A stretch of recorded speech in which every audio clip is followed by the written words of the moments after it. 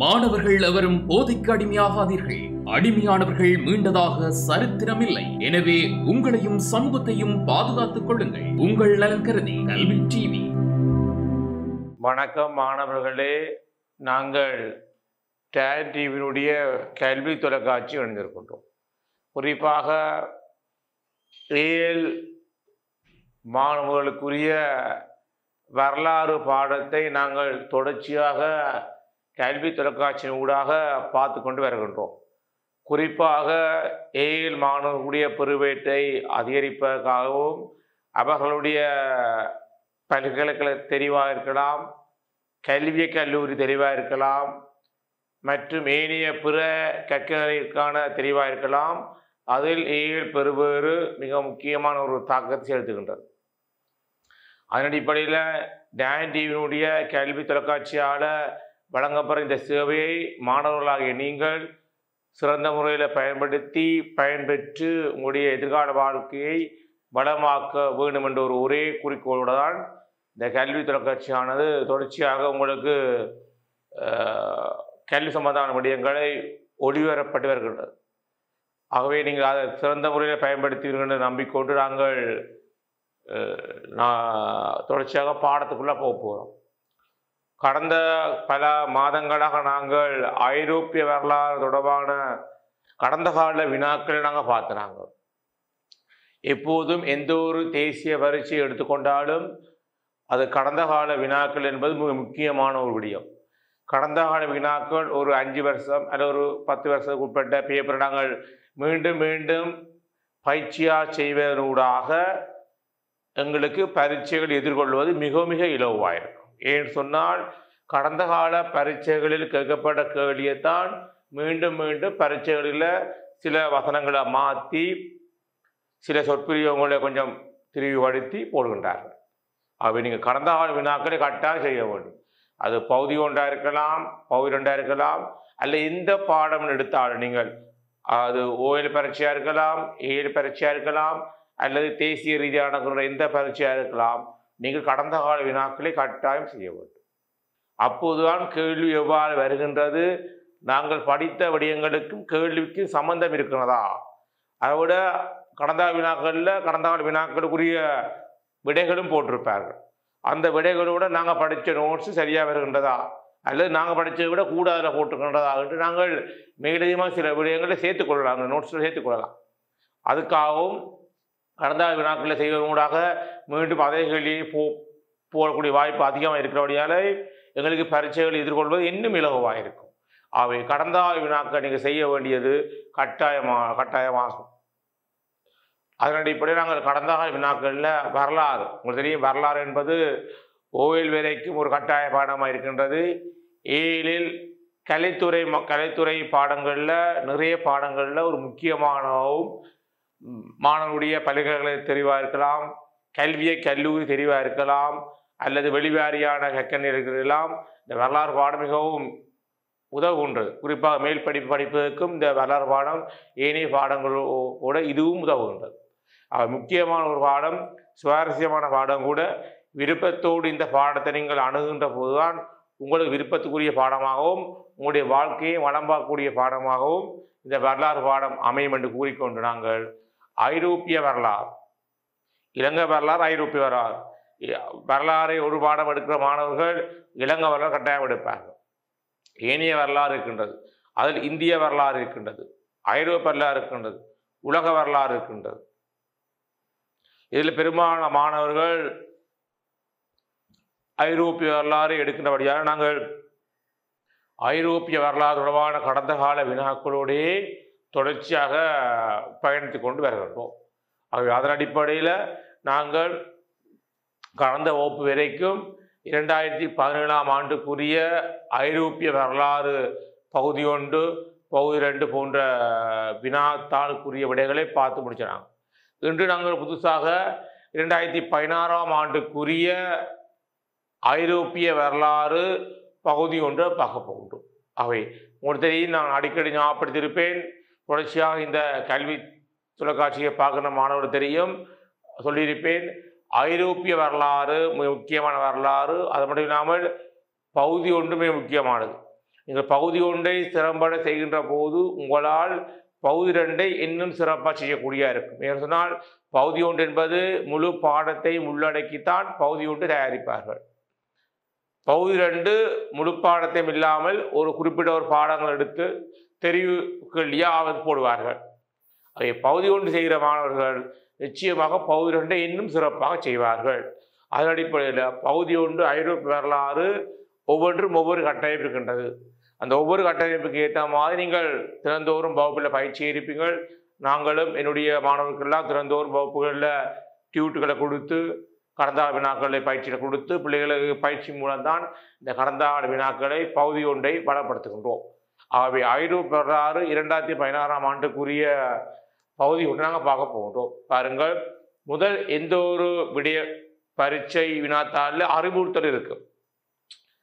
அறிவுறுத்தல்களை சரியாக முறையில் கவனித்தால்தான் அந்த அறிவுறுத்தலுக்கு ஏற்றால் கூட நீங்கள் விட எழுத வேண்டும். கவனிங்கள், அறிவுறுத்தல்கள் இவ்வினாத்தான் 40 வினாக்கள் உள்ளன. எல்லா வினாக்களுக்கும் இவ்வினா 10 விட எழுத வேண்டும்.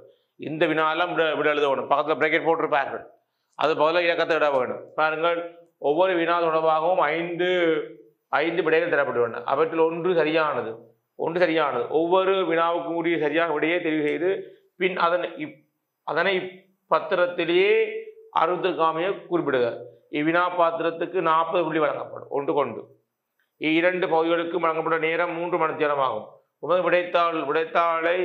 விடைத்தாள்களை ஒப்படைக்கும் போது பகுதி 1க்கான விடைகள் எழுதிய பின்னர் அதனை பகுதி 2க்கான விடைத்தாளுடன் இணைத்து ஒப்படைக்க வேண்டும். பகுதி 1 இலையில வரும், பகுதி 2 நீங்கள் ஆர்டிஸ்டில் எழுதுவீங்கள், 2ஐயும் இணைச்சு ஒப்படைக்க வேண்டும். இப்போ பகுதி 1 விட கொண்டு வரையில் அப்படி அல்ல. பாருங்கள் 1 தொடக்கம் 10 வரை உள்ள வினாக்கள் ஒவ்வொன்றிலும் 5 பேர்களுமே தரப்பட்டுள்ளன. 1 தொடக்கம் 10 வரை உள்ள வினாக்கள் ஒவ்வொன்றிலும் 5 பேர்களுமே தரப்பட்டுள்ளன. அவ் 5 ஒன்று மற்றையோடு பொருந்தாத தெரிவு செய்து அது இலக்கத்தை அடைப்பு புள்ளி கொடு இட வேண்டும். பாருங்கள், பிரினிஸ், அல்ப்ஸ், அப்பினைன், ஹெஸ்பியன், கார்பாதியன். கவனிங்கள், பிரினிஸ், அல்ப்ஸ், அப்பினைன், ஹெஸ்பியன், கார்பாதியன். இதில் பாருங்க, அந்த மலைகள் இந்த ஐரோப்பியாவுடைய புவியியல் பின்னணியோடு சம்பந்தப்பட்டதாக இந்த விழா தரப்படுகின்றது. அவை பாருங்கள், பிரினிஸ் மலை, அல்ப்ஸ் மலை, அப்பினைன், ஹெஸ்பியன் கடல், கார்பத்தியன் மலை, இது ஹெஸ்பியன் கடல். அப்போ 4வது விட வரப்போகுது. 4வது. அப்போ 4வது என்ற இலக்கத்தை நீங்கள் அருகில் உள்ள 4வது இட வேண்டும். இப்படித்தான் போட வேண்டும். அடுத்த பாருங்கள், அயோனியன் கடல், ஏஜியன் கடல், கரிபியன் கடல், அத்திரியாட்டிக் கடல், மத்தியரை கடல். பாருங்கள், இவ்வளவும் ஐரோப்பாவோடு சம்பந்தப்பட்ட கடல்கள். கரிபியன் கடல் என்பது அமெரிக்கா சம்பந்தப்பட்ட கடல். இதில் 3ஆக பொருந்தா. பார்த்தீங்களா, ஐரோப்பாவினுடைய புற உருவ படங்களை நீங்கள் குடிச்சிருப்பீங்க, மேப்பாங்க குடிச்சிருப்பீங்க. அதில் கடல்கள், நதிகள், நகரங்கள், துறைமுகங்கள், தொடுகடல்கள் அல்லது கால்வாய்கள் நிறைய இருக்கின்றது. அதை குறிக்கின்ற போது நீங்கள் மெப்பாக்கிங் குறிச்சமாக இருக்கும். அதை வச்சு கூட இந்த கேள்வி தரப்படுவீங்களா. இது பாடத்தோடு சம்பந்தப்பட்ட விடயம் அல்ல.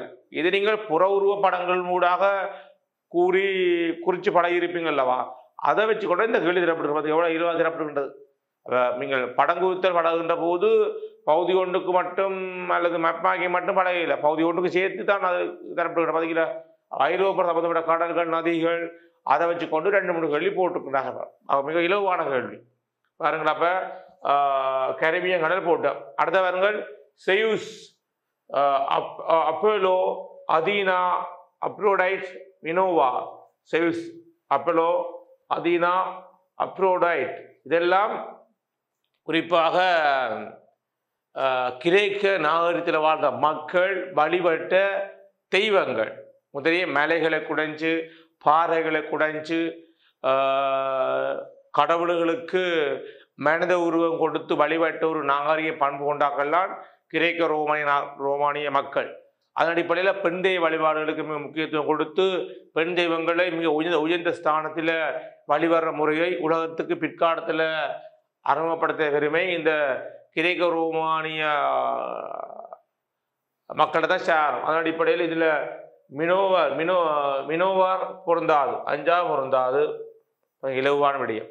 அடுத்த பாருங்கள் தேன்ஸ் நதி, அலெக்சிமாண்டர், வெர்ஜில், பைதர்ஹோரஸ், ஆர்கிமிடிஸ் கண்டுபிடிப்பாளர்கள் விஞ்ஞானிகள் தொடர்பாகத்தான் இந்த வினா தரப்பட்டுள்ளது. கவனிங்கள். தேல்ஸ், அலெக்சிமாண்டர், வெர்ஜில், பைதகோரஸ், ஆர்கிமிடிஸ். இது பாருங்கள் ஆர்கிமிடிஸ் என்பது பொருந்தாது. அப்ப 5வது பொருந்தாது. 5வது. அடுத்த பாருங்கள் பெரிக்லிஸ், குளோடியஸ், டயக்லீசியன், கான்ஸ்டன்டைன், தியோடியஸ். பாருங்க கவனிங்கள். பெரிக்லிஸ், குளோடியஸ், டயக்லீசியன், கான்ஸ்டன்டைன், தியோடியஸ். அப்ப அந்த அந்த ஐரோப்பாவுடைய புகழ்பெற்ற வரலாற்று ஆசிரியர் தொடர்பாக தரப்படுகின்றது. இதுதான் இதில் பாருங்கள் 3வது விடை பொருந்தாது. டயக்லீசியன் என்பது பொருந்தா ஒருபடியாக தரப்பட்டுள்ளது. அடுத்த பாருங்கள். அடுத்தது 6வது பாருங்கள். ஹிப்போகிரடிஸ், பாரசெல்ஸ், மைக்கேல் சர்வேட். அடுத்த பாருங்கள் தோமஸ் மோர், வில்லியம் ஹார்வி. அதாவது இந்த ஐரோப்பாவில் மறுமலர்ச்சி செய்யப்பட்டதில்லவா கிபி 14ஆம் நூற்றாண்டு பிறகு ஐரோப்பாவில் அரசியல், பொருளாதார, சமயம், கலை, இலக்கியம், விஞ்ஞானம் என்று பாரியோர் மாற்றம் ஒன்று வித்திட்டது அல்லவா. அந்த மறுமலர்ச்சி தொடர்பாகவும் அதில் உள்ளடக்கப்படுகின்ற விஞ்ஞான கண்டுபிடிப்புகள் அதில் ஏனைய கண்டுபிடிப்பாளர் தொடர்பாக தான் இதில் நினைத்து கேட்டுக்கிறாங்க. பாருங்கள் ஹிப்போகிரடிஸ், பாரசெல்ஸ், மைக்கேல் சர்வேட் கேள்விப்பட்ட பேர்கள், தோமஸ் மோர், வில்லியம் ஹார்வி. அப்ப இதில் பாருங்கள் தோமஸ் மோர் என்பது பொருந்தாது என்றாவது விஞ்ஞான கண்டுபிடிப்பு பெற மாட்டார். அவை 4வது விட இதுக்கு பொருத்தமற்றபடியாக அமைகின்றது. 4வது விட பொருத்தமற்றபடியாக அமைகின்றது. அடுத்தவர்கள் ஹெரோடோட்டஸ், சோபோகிலிஸ், திசிடிடிஸ், லிபி, ரசிட்டஸ். கவனிங்கள். ஹெரோடோட்டஸ் உங்களுக்கு தெரியும் வரலாற்று சந்தியான ஹெரோடோட்டஸ் என்பவர் கிரேக்கத்தினால் பிறந்து வளர்ந்தவர். அவர் கிரேக்க நாடு தொடர்பாக மிகப்பெரிய ஒரு நூலையும் எழுதினார். அதோடு இவரால் பிற்காலத்தில் பாரசீக யுத்தம் எனப்படுகின்ற ஒரு நூல் எழுதினாகவும் இவரால் முதலாக வரலாறு என்றால் என்ன என்பது தொடர்பாக வரவேற்கப்படுத்தினவரும் இந்த இவர் தான். அவங்க அதன் அடிப்படையில் ஹெரோடோட்டஸ் என்பது சரியாக ஹெரோடோட்டஸ், சோபோகிலிஸ், திசிடிஸ், லிபி, ரசிட்டஸ். இளவரங்கள் 5வது விட பொருந்தாது. 5வது விட பொருந்தாது. அடுத்த வாருங்கள் அமெரிக்கோ Vespucci, வாஸ்கோத பல்போவா, ஹெர்னாண்டோ கோட்டிஸ், Francisco Pizarro, Francis track. பாருங்கள் அமெரிக்கா வெஸ்பூசி உங்களுக்கு தெரியும் அந்த ஐரோப்பாவுடைய கண்டுபிடிப்பாளர்கள். உலகத்துக்கு ஐரோப்பா கண்டதான் முதலில் தோற்றம் பெற்றதாகவும் பிற்காலத்தில் ஐரோப்பியர்களால் ஆசியா, ஆப்பிரிக்கா, லத்தீன் அமெரிக்கா போன்ற பல கண்டங்கள் இருக்கு என்று உலகத்துக்கு காட்டியவர்கள் இந்த ஐரோப்பிய நாடுகள் பயணிகிறார். குறிப்பாக வஸ்கோடகாமா, பாத்ரோடஸ், அமெரிக்கா வெஸ்பூசி, ரேடியன் மெஹலன், கபோட் சவோர்கள், இப்படி நிறைய கண்டுபிடிப்பாளர்கள் ஐரோப்பியாவை தாண்டி உலகத்தில் பல நாடுகள் இருக்கு எமக்கு அறிய தந்தார்கள். குறிப்பாக ஐரோப்பியர்கள் வர்த்தகம் லாபம் பெறணும், கிறிஸ்தவ சமயத்தை பரப்பணும் என்ற ஒரு குறிக்கோள் மையப்படுத்தி தான் நாடுகள் பயணங்களில் ஈடுபட்டு புதிய தேசங்கள் நோக்கி படையெடுத்தார்கள் என சொல்லப்படுகின்றது. அதன் அடிப்படையில் பாருங்கள் Amerigo Vespucci, Vasco de Balboa, Fernando Cortes, Francisco Pizarro, Francis Drake. இதில் பாருங்கள் இது 3வது விட பொருந்தாது. அடுத்த பாருங்கள் கலோன், மிராடோ, லஃபாயஸ்ட், அடுத்த அபேசியஸ், ரோபெஸ்பியஸ்.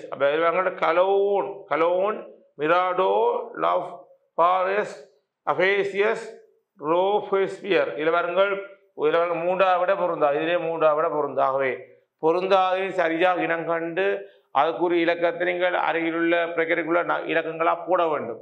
அப்போது அது பொருந்தக்கூடியா இருக்கும். அடுத்த பாருங்கள் B.I. Lenin, Maxim Gorky, Joseph Stalin, Nikita Khrushchev, Alexei Kosygin. பாருங்கள் B.I. Lenin, Maxim Gorky, Joseph Stalin, Nikita Khrushchev, Alexei Kosygin. இதை பாருங்கள் நிகிதா குரோஸ்வ் என்பது பொருந்தா ஒருபடியாக அமைகின்றது. 10வது நாலாவது பொருந்தாது. இவ்வாறு தான் நீங்கள் இலக்கங்களை அடைப்புக்குள் இட வேண்டும். அதில் முதல் 10 ஒரு 5 விடயம் தரப்பட்டிருக்கும். அதில் 1 விட பொருந்தாது இருக்கும். அந்த பொருந்தாத இனங்கண்டு அதற்குரிய இலக்கத்தை நாங்கள் அருகிலுள்ள அடைப்புக்குள் இட்டு விடையை தெரிவு செய்ய வேண்டும். ஆகவே பகுதி 1 முதல் 10 மிக இலவாக வந்திருக்கின்றது. அது குறிப்பாக முதல் 3 கேள்வியும் பார்த்தாங்க. முதல் 3 கேள்வியும் அந்த ஐரோப்பாவுடைய புற உருவ படத்தை மையப்படுத்தித்தான் இந்த 3 கேள்வியும் தரப்பட்டிருக்கின்றது. நீங்கள் கேள்வி செய்யும் போது பார்த்திருப்பீர்கள். ஆகவே ஐரோப்பியா என்பது குறிப்பாக புற உருவ படங்கள் சம்பந்தமாக நீங்கள் ஒரு ஆழமான அறிவிக்க வேண்டும். அதோட கிரேக்க நாகரிகம், உருவ நாகரிகம், மறுமலர்ச்சி காலம், அதோட கண்டுபிடிப்பாளர்கள் நிறைய விடயங்கள் உள்ளடக்கித்தான் இந்த பகுதி 1 வருவாங்க. பகுதி 1 செய்கின்ற போது நிதானமாக சரியான விடை இனங்கண்டு அதற்கு இலக்கத்தை அடைப்புக்குள் இட்டு நீங்கள் தெரிவு செய்ய வேண்டும். இது முக்கியமான ஒன்று. அடுத்த பாருங்கள் 11 தொடக்கம் 15. அடுத்த அது வேறு கட்டமைப்பு. 11 தொடக்கம் 15 வேறு விதமான கட்டமைப்பு. பாருங்கள் 11 தொடக்கம் 15 வரை உள்ள வினாக்கள் ஒவ்வொன்றிலும் 5 சோடி பேர் தரப்பட்டுள்ளன. அவற்றில் ஒரு சோடியில் உள்ள பெயர்கள் ஒன்று பொருந்தாது அச்சோடியை தெரிவு செய்து அதன் இலக்கத்தை அடைப்பு புள்ளி கொண்டு எழுத வேண்டும். பொருந்தாது 12 தொடக்கம் 15 வரை உள்ள வினாக்கள் ஒவ்வொன்றிலும் 5 சோடி பேர் தரப்பட்டுள்ளன. அவற்றில் ஒரு சோடி உள்ள பெயர்கள் ஒன்று பொருந்தவில்லை. பொருந்தாத அச்சோடியை தெரிவு செய்து அதன் இலக்கத்தை அடைப்பு புள்ளி கொண்டு எழுத வேண்டும். பாருங்கள் பேலோவ் போனிசியன் போர் அலெக்ஸும் ஸ்பார்ட்டாவும் எதென்ஸும் ஸ்பார்ட்டாவும், பியூனிக் போர்கள் ரோமபுரியும் கார்த்தேயும், சிலுவை போர்கள் கிறிஸ்தவர்களும் முஸ்லிம்களும், நூற்றாண்டு போர் இங்கிலாந்து பிரான்சும், அமெரிக்க சுதந்திர போர் அமெரிக்காவும் ஸ்பானியாவும். பாருங்கள் போலோபோர்சியன் போர் அதென்ஸும் ஸ்பார்ட்டாவும். சரி. பியூனிக் போர்கள் ரோமபுரியும் கார்த்தேயும், சிலுவை போர்கள் கிறிஸ்தவர்களும் முஸ்லிம்களும், நூற்றாண்டு போர் இங்கிலாந்தும் பிரான்சும், அமெரிக்க சுதந்திர போர் அமெரிக்காவும் இஸ்பானியும். அதுபோல அமெரிக்க சுதந்திர போர் என்பது அமெரிக்காவில் வாழ்ந்த பழங்குடியின மக்கள் பிரித்தானிய பேரரசுக்கு எதிராக, பிரித்தானிய குடியேற்ற கட்டுப்பாடுக்கு எதிராகவும், அவருடைய நிர்வாக முறைக்கு எதிராகவும், குறிப்பாக அவருடைய வரிமுறைக்கு எதிராகவும் அமெரிக்க மக்கள் நீண்டால் அடிப்படையில் மேற்கொள்ளப்பட்ட போர் தான் இந்த அமெரிக்க சுதந்திர போர். இந்த 5 விட பொருந்தாது. போர்கள் தொடர்பாகவும் நீங்கள் ஆழமான ஒரு கற்பித்து இருக்க வேண்டும். அதாவது காலங்காலமாக ஐரோப்பிய வரலாறுல போர்கள், அதில் ஒப்பந்தங்கள், அதோட அல்லது உடன்படிக்கைகள், முக்கியமான விடயம்லாம் ஆண்டுகளோடு பயணிக்கின்றது. அந்த ஆண்டுகள் போர்கள் தொடர்பாக நீங்கள் அறிவிக்க வேண்டும். ஒவ்வொரு போரும் அந்த போர் சம்பந்தப்பட்ட நாடுகளை இணைச்சுத்தான், அல்லது அந்த போர்கள் எதற்காக இடம்பெறுகின்றது என்பதை மையப்படுத்தித்தான் இந்த தரப்படுகின்றது. அப்போ இதில் பார்த்தீங்கன்னா குறிப்பாக 5வது விட பொருந்தாத அமைகின்றது. ஆகவே அமெரிக்க சுதந்திர போர் என்பது அமெரிக்கா இஸ்பானியா என்பது பொருந்தா அமைந்திருக்கின்ற 5 பொருந்தாது. அடுத்த பாருங்கள் Plato academy, Aristotle lyceum, Thomas Aquinas lyceum, Thomas Aquinas Summa Theologica, Erasmus மடமையின் புகழ்ச்சி, மார்ட்டின் லூதர் கடவுளின் நகரம். மீண்டும் கவனிங்கள். பிளேட்டோ என்பது academy, Aristotle lyceum, Thomas Aquinas Summa Theologica, Erasmus மடமையின் புகழ்ச்சி, மார்ட்டின் லூதர் கடவுளின் நகரம். இதில் பாருங்கள் குறிப்பாக அரிஸ்டோட்டில் என்பது லைசியம் என்பது பொருந்தாத ஒரு விடயம் அமைகின்றது. ஆகவே ஐரோப்பாவில் குறிப்பாக நாகரிக காலத்திலும் சரி பிற்பட்ட காலத்திலும் சரி எழுதிய நூல்கள் அல்லது ஐரோப்பாவில் கூட கல்வி நிலையங்கள் அல்லது குறிப்பாக நூல்கள் தொடர்பாகத்தான் இந்த வினா தரப்பட்டிருக்கின்றது. ஆகவே நீங்கள் சரியாக இனங்கண்டு அதுக்குரிய இலக்கத்தை குறிப்பாக இட வேண்டும். அடுத்த பாருங்கள் Habsburg Austria, Bourbon France, Braganza Portugal, Orange Italy, Romanov Russia. பாருங்கள் கவனிங்கள். Habsburg Austria, Bourbon France, Braganza Portugal, Orange Italy, Romanov Russia. ஐரோப்பாவில் இருக்கின்ற முக்கியமான முக்கியமானவர்களும் அதில் அவர்களுடைய நாடோடு சம்பந்தப்படித்தான் இந்த வினா தரப்பட்டிருக்கின்றது. ஆகவே நீங்கள் அது தொடர்பாக ஒரு ஆழமான ஒரு அறிவு இருக்க பாருங்கள். இதில் பாருங்கள், ஹெர்போக்ஸ் Austria, Bourbon France, Braganza Portugal, Orange Italy, Romanov Russia. இதில் பாருங்கள் குறிப்பாக மூடா பாருங்கள், பிரஹன்சா போர்த்துகல் அது பொருந்தா மூடாட வேண்டும். இவ்வாறு தான் இந்த பகுதியோடு சொல்லி அமைந்திருக்கின்றது. அடுத்த பாருங்க 14வது பாருங்கள். 14வது பாருங்கள், லோலார்ட்ஸ் இங்கிலாந்து, கசயிற்றுக்கள் போஹிமியா, கல்வினிஸ்ட்வாதிகள் கிரேக்கம், அனாபப்ட்ரிஸ் ஜெர்மனி, கியூகானோட்ஸ் பிரான்ஸ். பாருங்க இது அப்படித்தான் ஐரோப்பாவுடைய முக்கியமானவர்களும் அவருடைய நாடுகள் இணைத்தரப்படுகின்றது. பாருங்கள், லோடார்ட்ஸ் இங்கிலாந்து, கசரிட்டுக்கள் போஹிமியா, கல்வினிஸ்ட் கிரேக்கம், அனாபாப்ட்ரிஸ் ஜெர்மனி, கியூகானோஸ் பிரான்ஸ். இது பாருங்கள் பொருந்தா பாருங்கள். 4வது அனாபாப்ட்ரிஸ் ஜெர்மனி என்பது பொருந்தா நாலாவிட பொருந்தா அமைந்துகின்றது. 4வது விடை பொருந்தாததாக அமைந்துகின்றது. 4வது. அடுத்தவங்கள் Portugal, Brazil, Hispania, Mexico, Netherlands, Philippines, England, India, France, Indochina. அதாவது ஐரோப்பியர்கள் கண்டறிந்த நாடுகளோட தரவுபடி தான் இந்த வினா தரப்பட்டுகின்றது. பாருங்கள், போர்த்துகல், பிரேசில், பாருங்கள் Hispania, Mexico, Netherlands, Philippines, England, India, France, இந்தோ சைனா.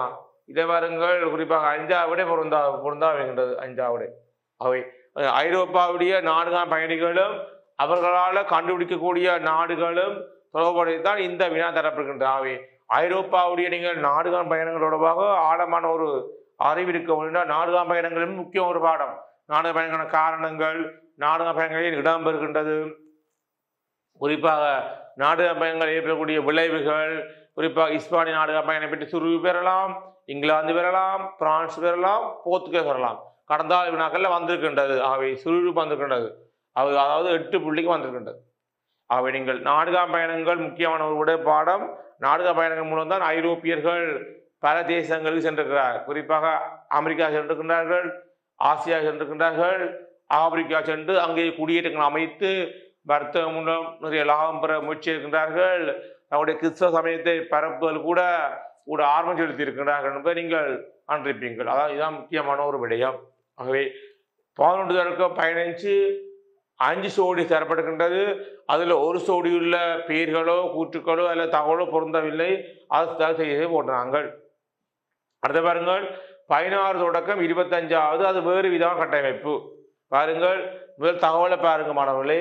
16 தொடக்கம் 25 வரை உள்ள ஒவ்வொரு வினாவிலும் சில பெயர்கள் அல்லது கூற்றுக்கள் அல்லது திகதிகள் என்பவற்றின் தொகுதிகள் XY நிலையில் தரப்பட்டுள்ளன. Y நிலையில் தரப்பட்டுள்ள பெயர்கள், கூற்றுக்கள், திகதிகள் எக்ஸலன் தரப்பட்டுள்ளவற்றுடன் ஏதோ ஒரு வகையில் தொடர்பட்டவை. எக்ஸும் வையும் ஏதோ ஒரு வகையில் இணைக்கின்ற போது தொடர்பட்டவை. ஆனால் அவை சரியான தொடர் ஒழுங்கில் தரப்படவில்லை. ஆனால் அவை சரியான ஒழுங்கு இல்லை. அது நீங்கள் இணைச்சு பார்க்க வேண்டும். பைனரியில் உள்ளவற்றை எக்ஸ் நிலையிலுக்கு ஏற்ப சரியாக ஒழுங்குபடுத்தும் போது, அதாவது பைனரியில் உள்ளவற்றை எக்ஸினில் உள்ளவற்றுடன் பைனரியில் உள்ளவற்றை எக்ஸினில் உள்ளவற்றுடன் சரியாக தொடர்படுத்தும் போது, சரியாக ஒழுங்குபடுத்தும் போது கீழே தரப்பட்டுள்ள 5 சேர்மானங்களுள் ஒன்று சரியான இனங்கண்டு அதற்குரிய இலக்கத்தினை அடைப்புக்குள் இட வேண்டும். பாருங்களா, அப்ப பார்த்தினோன், கோலோசியம், சாந்த பீட்டர் பசிலிக்கா, கிரெம்லின், ஐஃபல் கோபுரம். இங்கே பாருங்கள், மாஸ்கோ, பாரிஸ், ரோம், அதேன்ஸ், வத்திக்கான். இதை பாருங்கள், குறிப்பாருங்கள், பார்த்தினோன்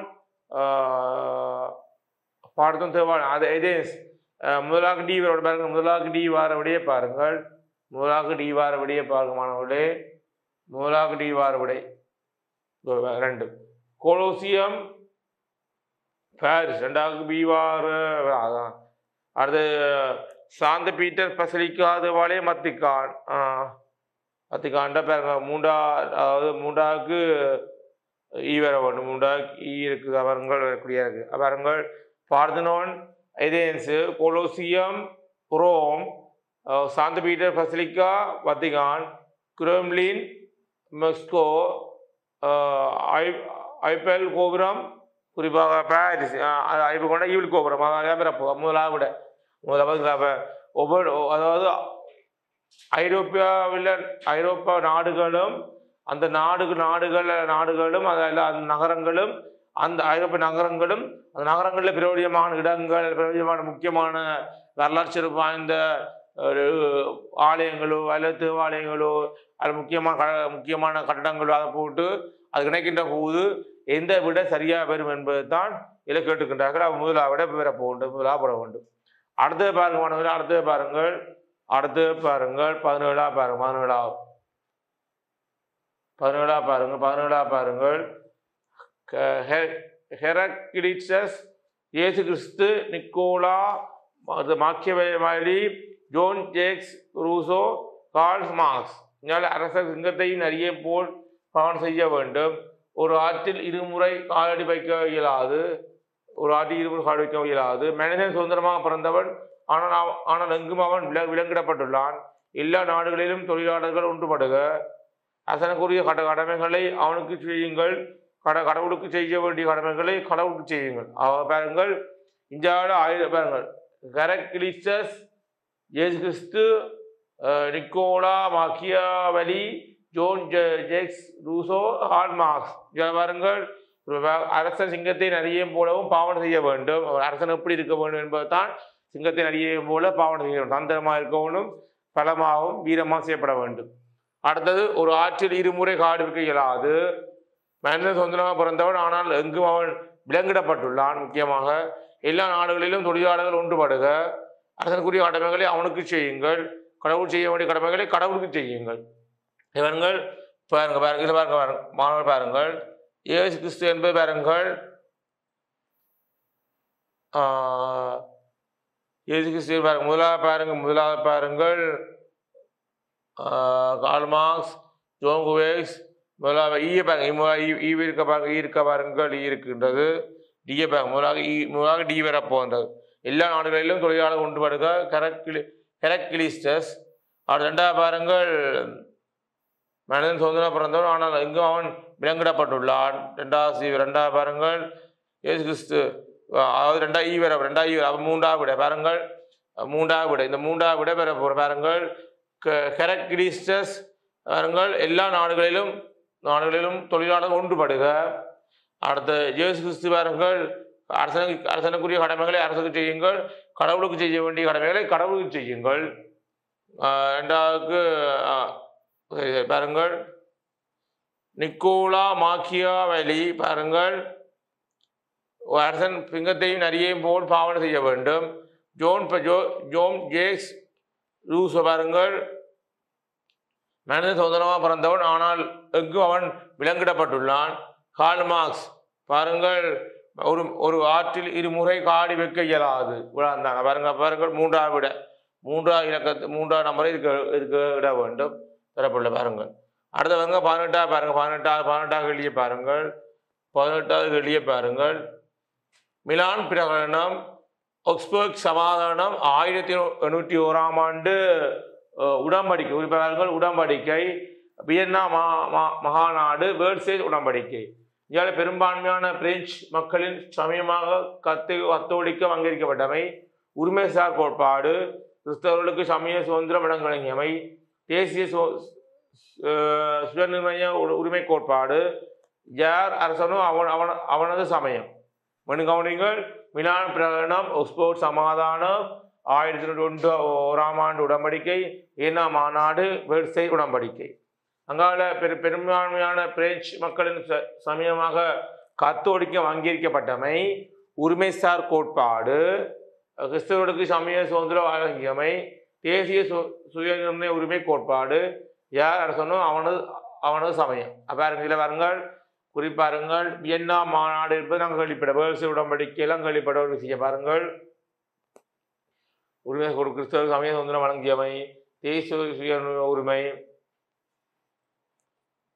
பாருங்க ஆக்ஸ்போர்ட் சமாதானம், பெர்சேட் உடன்படிக்கை, தேசிய உரிமை கோட்பாடு, அரசனும் அவனது சமயம், பெரும்பான்மை பிரெஞ்சு மக்களின் ஆக்ஸ்போர்ட் சமாதானம், 1900 உடன்படிக்கை, வியன்னா பிளான் சட்டம். இதில் வாருங்கள் குறிப்பாக இந்த கிறிஸ்தவருக்கு சமய சுதந்திரம் வழங்கியமை என்பது குறிப்பாக வியன்னா மாநாட்டு மூலம் எடுக்கப்பட்ட ஒரு முக்கிய வடிவனை நினைக்கும். 4வது சி வர வேண்டும். 4வது சி பெரும்பாலும் வந்திருக்கின்ற இந்த 3 வந்திருக்கின்ற பாருங்கள். முதலாவது பாருங்கள், முதலாவது மிலான் பிரகடனம். மிலான் பிரகடனம் பாருங்கள், தேசிய சுயநிர்ணய உரிமை கோட்பாடு. முதலாவது 3வது, முதலாவதுக்கு 3வது, முதலாவதுக்கு 3வது. அடுத்த பாருங்கள், முதலாவது 3வது பாருங்கள், மிலான் பிரகடனம். மிலான் பிரகடனம் தேசிய சுயநிர்ணய உரிமை கோட்பாடு. ஆக்ஸ்போர்ட் சமாதானம், யார் அரசனோ அவனது சமயம். குறிப்பாக 1901 உடன்படிக்கை, குறிப்பாக பெரும்பான்மையான பிரெஞ்சு மக்களின் சமயமாக கத்தோலிக்கம் அங்கீகரிக்கப்பட்டமை. வியன்னா மாநாடு, வியன்னா மாநாடு கிறிஸ்தவர்களுக்கு சமய சுதந்திரம் வழங்கியமை. பேர்சே உடன்படிக்கை உரிமைசார் கோட்பாடு. இவ்வளவு தரப்படுகின்றது. இவ்வாறு தான் இந்த பகுதியோடு தரப்படுகின்றது. ஆகவே நீங்கள் சரியாக உடன்படிக்கைகள், ஆண்டுகள், மற்றது போர்கள், மாநாடுகள் எல்லாம் நிறைய இருக்கின்றது. வேர்ல்ட் சேஸ் உடன்படிக்கை, வியன்னா மாநாடு, மற்றது குறிப்பாக சர்வதேச சங்கம் நிறுவப்பட்ட ஆண்டு, ஐக்கிய நாடு சபை நிறுவப்பட்ட ஆண்டு, காலங்காலமாக ஆண்டுகள் உடன்படிக்கை எல்லாம் ஐரோப்பிய வரலாறு நிறைய வருகின்றது. அதனால் நீங்கள் ஆழமான ஒரு அறிவு இருந்தால் தான் இந்த பகுதி ஒன்று விடைகளை இலகுவான முறையில் எழுதக்கூடியதாக இருக்கும் என்று முக்கியமானது. அடுத்தவர்கள் மசாக்சியோ, பொட்டிசெலி, லியோனார்டோ, மைக்கேலாஞ்சலோ, ரஃபேல். இறுதி தீர்ப்பு, அதென்ஸ் சிந்தனையாளர், வீனஸின் பிறப்பு, ஆதாமும் ஏவாளும் தோட்டத்திலிருந்து அகற்றப்பட்டமை, இறுதி ராப்போசனம். கவனிங்கள், மசக்கியோ, பொட்டிசெல்லி பாருங்கள், லியோனார்டோ பாருங்கள், லியோனார்டோ, மைக்கேலாஞ்சலோ பாருங்கள், இறுதி தீர்ப்பு, ஆதாம் ஏவாள். லியோனார்டோ என்பது அதாவது இறுதி ராப்போசனம். குறிப்பாக மூலாக டி வரக்கூடிய மூலாக டி வரக்கூடியது இதுதான். மூலாக டி இதான் மூலாக டி பாருங்கள். அடுத்த அதாவது பாருமானவர்களே, மசாக்சியோ, ஆதாமியும், மற்றது பொட்டிசெல்லி சரி. அடுத்தது லியோனார்டோ என்பது இறப்பு உண்டு. அப்போ முதலாக விடவிறப்பு உண்டது. லியோனார்டோவின் சிறு ராப்போசனம். அடுத்தது மைக்கேலாஞ்சலோ, குறிப்பாக மைக்கேலாஞ்சலோ பாருங்கள், மைக்கேலாஞ்சலோ இறுதி தீர்ப்பு. ரஃபேல் என்பது ஐதென்ஸின் சிந்தனையாளர் என்று தரப்பட்டார். இவ்வாறுதான் இந்த கேள்விக்கான விடை அமைந்திருப்பது என்பதை நீங்கள் கவனிக்க வேண்டும். நாலாவதுக்கு அவ்வாறு தரப்படுகின்றது. இவ்வாறு தான் இந்த விடை தரப்படுகிறது. ஆகவே சரியான விடையை இனங்கண்டு அதற்குரிய இடத்தை சரியான முறையில் புள்ளிக்கோடு இடுவதன் மூலத்தான் நீங்கள் சரியான விடையை பெறக்கூடிய. ஆகவே ஐரோப்பாவுடைய குறிப்பாக ஐரோப்பியாவில் 14ஆம் நூற்றாண்டு பிறகு மறுமலர்ச்சி செய்யப்பட்டதாகவும் அந்த மறுமலர்ச்சியின் விளைவாகத்தான் குறிப்பாக நாடக பயணங்கள், குறிப்பாக ஓவியக்கலையில் லியோனார்டோ, மைக்கேலாஞ்சலோ, ரஃபேல், பொட்டிசெல்லி போன்றவருடைய படைப்பு, குறிப்பாக ராப்போசனம், உரிய தீர்ப்பு, ஓவியம், அதோட குறிப்பாக மைக்கேலாஞ்சலோடைய பேட்டா சிலை, சாவி சிலை, மோசன் சிலை போன்ற எல்லாம் இருக்கின்றது. அதோட பில்வாலை கூரைகள், உயர்ந்த கோபுரங்கள், அரண்மனைகள் எல்லாம் கட்டடக்கலையில் ஏற்பட்ட ஒரு முக்கியமான ஒரு மாற்றமாகவும் மறுமலர்ச்சியால் ஏற்பட்ட முக்கியமான விளைவாகவும் சுட்டி காட்டப்படுகின்றது. இது முக்கியமான விடயம். அடுத்த பாருங்க 20வது பாருங்கள். Estates General, Cortes, Duma, Congress, Reichstag. கவனிங்கள், state general, Cortes, Duma, Congress, Reichstag. Russia, ஐக்கிய அமெரிக்கா, பிரான்ஸ், ஜெர்மனி, இஸ்பானியா. பாருங்கள், இது பாருங்கள், ஒவ்வொரு நாட்டிலும் ஒவ்வொரு நாட்டுடைய அந்த பார்லமெண்ட் அழைத்த டூமா என்பது குறிப்பாக பாருங்கள், டூமா என்பது ரஷ்யா மக்கள் அழைத்த பார்லமெண்ட் 3க்கு ஏறணும். ஒவ்வொரு நாடுகளும் பாராளுமன்றத்தை நாங்கள் இலங்கை வரலாற்றில் நாங்கள் பாராளுமன்றம் சொல்றோம் இல்லவா, அதை ஒவ்வொரு நாடுகளும் எவ்வாறு அழைக்கின்றன முக்கியம். அவர்கள் டூமா என்பது ரஷ்யாவில் அழைக்கின்ற பெயர், எஸ்டேட் ஜெனரல் என்பது பிரான்ஸோடைய முலாசி வர வேண்டும், முலாசி வர வேண்டும் இதான் முலாசி வர வேண்டும். அடுத்த கோர்டிஸ் என்பது இஸ்பானியாவுடைய பாராளுமன்றத்தின் பெயர். காங்கிரஸ் என்பது ஐக்கிய அமெரிக்கா. ரைஸ்டாக் என்பது பாருங்கள் ஜெர்மனி. ஒவ்வொரு நாடுகளும் பாராளுமன்றத்தை எவ்வாறு அழைக்கின்றன என்பது தொடர்பாக இந்த வினா தரப்படுகின்றன. அவை நீங்கள் அதோடவாகவும் ஒரு ஆழமான அறிவு இருக்க வேண்டும். ஆகவே இன்று நாங்கள் பகுதி 1 2016 20 வரையான வினாக்கள் பார்த்தாங்கள். முதல் 10 ஒரு விதமான கட்டமைப்பு 5 ஜோடி பேர் தரப்பட்டிருக்கும், 1 பொருந்தாத நாங்கள். பிறகு சோடி தரப்பட்டிருக்கும், அதில் பிறந்த சோடியுடைய இலக்கத்தை பிரகடனம் போட்டாங்க. பிறகு பார்த்தது இப்போ 5 விடையும் தரப்பட்டிருக்கும், ஒரு பக்கம் 5 மற்ற 5 தரப்பட்டிருக்கும். அது இணைக்கின்ற போது சரியாக பொருந்தக்கூடிய விடைகள் 5 இருக்கின்றது.